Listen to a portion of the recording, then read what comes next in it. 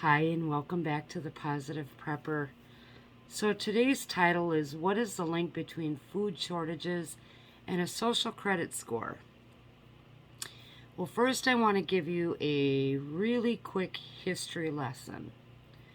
So World War II was one of the times that food and resources were rationed.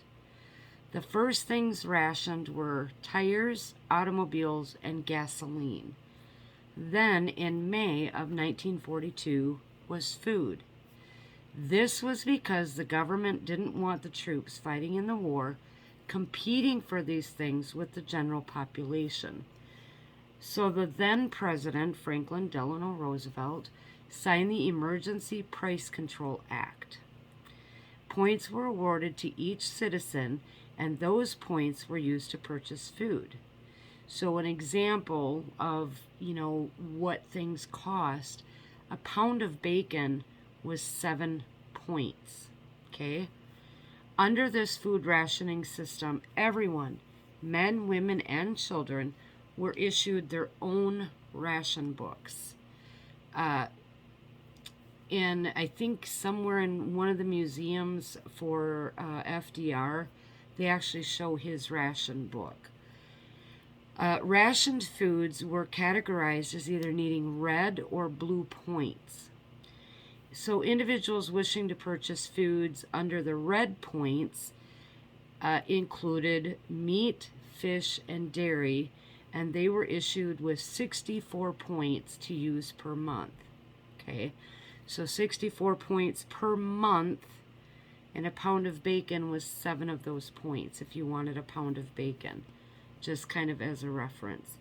For the blue point goods, this included canned and bottled foods. People were given 48 points per person for each month. They determined the number of points needed for goods based on availability and demand. The points values could be raised or lowered accordingly. So if there was more of it, they would lower the points needed to buy it. If they were in super high demand, they would raise the points needed to purchase it. Sugar was one of the first and longest items rationed, starting in 1942 and ending in 1947. Other foods rationed included coffee, cheese, and dried and processed foods. At that time, victory gardens were encouraged to offset the food crisis and to help the war effort. It helped people, on this point system be able to at least grow some of their own, like fruits and vegetables, so they could use their points for other things that they needed. Foods were rationed in segments, and some items remained on the ration list longer than others. In Britain, the policy was to provide the maximum possible rations for consumers rather than larger portions for any specific class at the expense of others. Imagine this type of rationing happening today. Do you honestly believe that no class would get preferential treatment?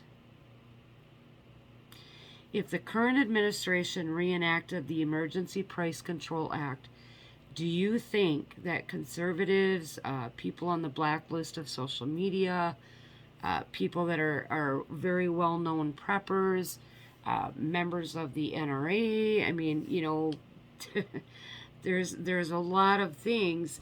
Do you think they would get equal and fair treatment and their fair share of food rations? Do those people get fair treatment now? In order for this to work, people would have to sign up for the food ration books. So this puts you under more government control. And this is why prepping is also so important. The more you can do for yourself, the less reliant on government handouts you are. And this will be especially as food becomes more scarce and resources become harder to find. And if you have check marks in the wrong boxes, you may get turned down for those rations or subsidies. Back in the day, even FDR and Eleanor, they got food ration books. And as I said, you can actually go into, I don't remember the name of the museum, but they actually have their food ration books in the museum. They got food ration books because they wanted to show that they were going through the same war effort and patriotic duty as the American people. I read a story on him one time. It was actually about the chef in the White House at the time. She was highly criticized for the food that she was preparing. But FDR came to her defense and said, but we were living, the same way that everybody else was living. And so preparing that much food for that many people required some great creativity. And although it didn't always turn out the best, she was doing the best with what she had in those times. But I just can't imagine certain people today going without their freezer full of specialty ice cream. I want to use baby formula as a real simple example to this. So American babies are suffering. I read an article that there was a dad of an infant that had to drive 1,000 miles to find the only type of formula that his baby could actually have because of allergies. Imagine that, 1,000 miles to find the right kind of formula. So while the American babies are suffering from this, illegal immigrants that are breaking the law as they pour in from the South are given a cell phone, free health care, and are supplied with baby formula. Pallets and pallets and pallets and pallets of it are being sent to the southern border. Now, I don't want to sound like an evil person because I'm not. It's not the baby's fault. And no baby should have to go without what they need to grow and thrive. Okay? But the class of illegals comes before American citizens. And I believe that if we were put under a food ration system, that we, the American people, would suffer far more than anyone else. As we deal with high gas prices, as another example, Air Force One refueled in Alaska on their trip back from Japan, and the Beast is fueled up constantly. But do we believe for 1 minute that their fuel would be rationed in the same way that our semi-truck drivers and our farmers would be? I don't know. What's your thoughts? So this is kind of a little bit off topic, but it kind of fits in with this. I recently read an article that Canada was preparing for the collapse of America because obviously anything that happens here is going to greatly impact them as well as Mexico. Now, I don't know what exactly that means as far as what they're doing, but according to the watchdog group called Freedom House, the U.S. ranks below Argentina and Mongolia as far as policies and stability.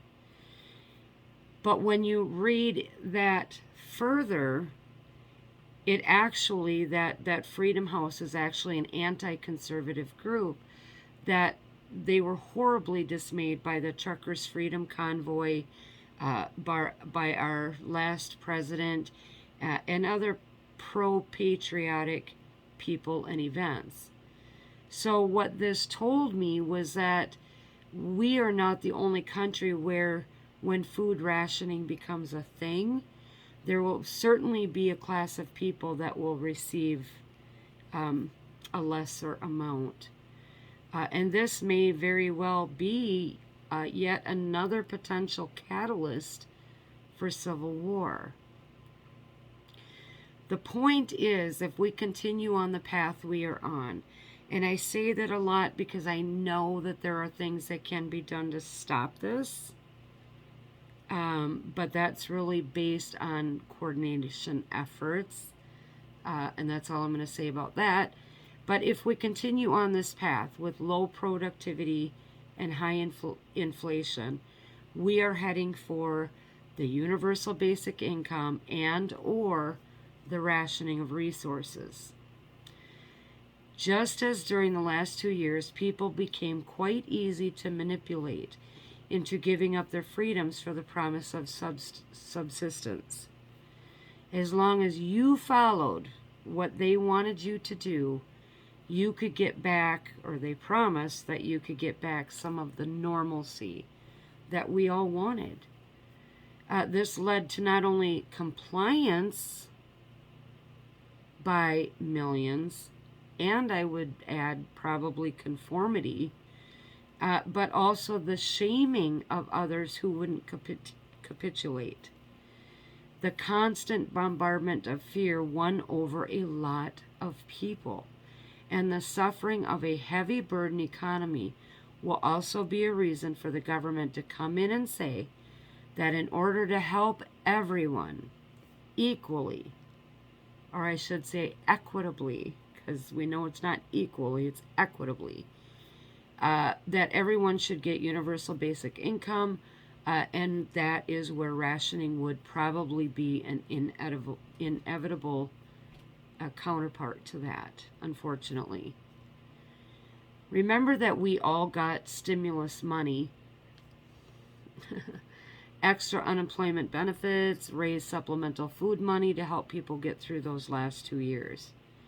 Now we are paying that back tenfold through food and gas prices and the increasing amount of our tax dollars actually going to a war effort that, in my opinion, we shouldn't be involved in, rather than fixing the issues here in our own country.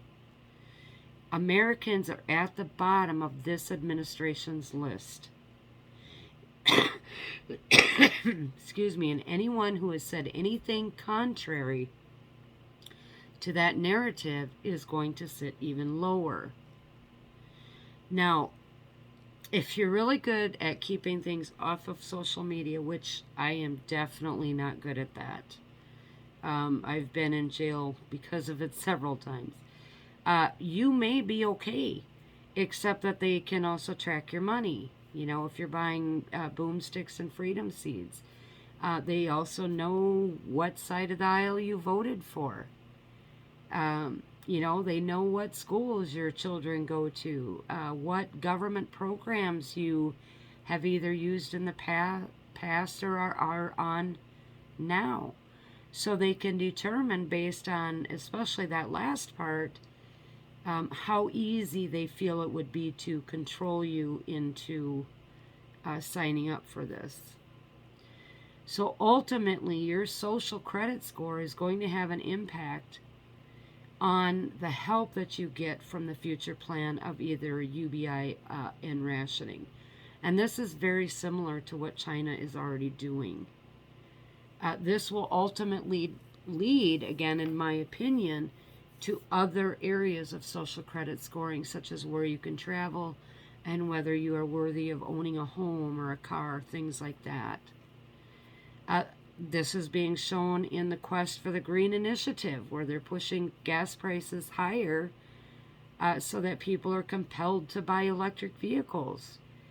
And I believe that Joe actually came right out and said that this is a transitionary period between where we were and where the extreme left wants us to be. Now, I don't know about you, but I can't afford a $50,000 electric vehicle, nor would I even consider buying one. But others who have the means to do so, or who are guilted into doing so, will happily buy into the belief that this is a better alternative.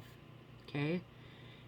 I'm not going to get into in this video how those actually impact the environment, aka batteries that will sit in graveyards for thousands of years polluting the ground, and the fact that our energy grid cannot handle them. We are not set up for that at all. But this again is a separation of class and status. And I'm also going to add to that virtue signaling. And those of us who do not buy into this climate hype will once again have the check mark on the wrong side. So being self-reliant is going to make a huge difference when the world becomes what the elites want it to be. There will come a time when you will either need to follow their rules or fend for yourself. It may feel like an impossible situation and a choice that no one wants to make, especially if you have people that are dependent upon you.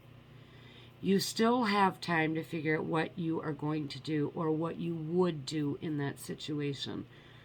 But I fear that you don't have a lot of time. Perhaps all we can do at this point is pray fervently that this does not happen, that in November the evil tide will turn. That's what I pray for every night, you know.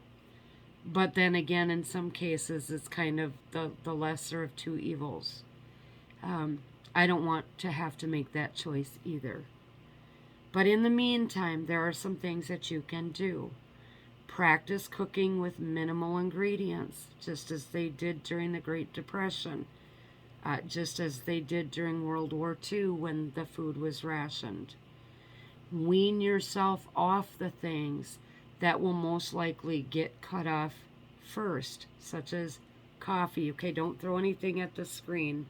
I know some of y'all really love your coffee. I am not a coffee drinker, but I get it. But you might want to start weaning yourself down, even, you know, cutting down what you actually drink of it. Practicing your practical skills like fishing, hunting, and gardening.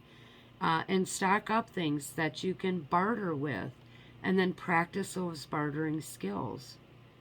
These few things will give you at least the basics on survival if we should ever get to that rationing point. So I hope that this kind of gives you a link between the social credit scoring and food rationing. I don't think it's going to take a lot for us to get to that point, especially, as I said, tires, automobiles, and gas were the first things rationed. I'm hearing now that by the end of the summer that gas prices could be well over $10. And I believe that there's a gas station in, I want to say Washington State, but don't quote me on that, that is already charging that. In my mind, that's price gouging, right? But if we stay on this course, and I always say that because miracles can happen, right? As a believer, I believe in miracles. But the reality is it's looking like, you know, even at $6, $7 is going to be detrimental to farmers, truckers, everyday people just trying to go to work to make a living. Okay? So I hope that this helped make that link to who you are, what your values and your ideologies are, and how that might impact the help, and I'm going to say that in quotes, that you could end up getting. So I also want to announce that I have my first free giveaway that I'll be doing on my next video. It is a book called The Prepper Survival Bible. Hopefully this isn't backwards, but you get the point, right? I really love this book, so I bought 2 copies, one for me and one to give away. I love it. There's a lot of really good tips and tricks in here, and they do include people on a limited budget, some things that you can do. I think my only criticism, if I had one about this book, is that the recipes, that it does include some recipes in here, but they call for more ingredients than what most people will have in their prepping supplies. So that was my my only criticism to this.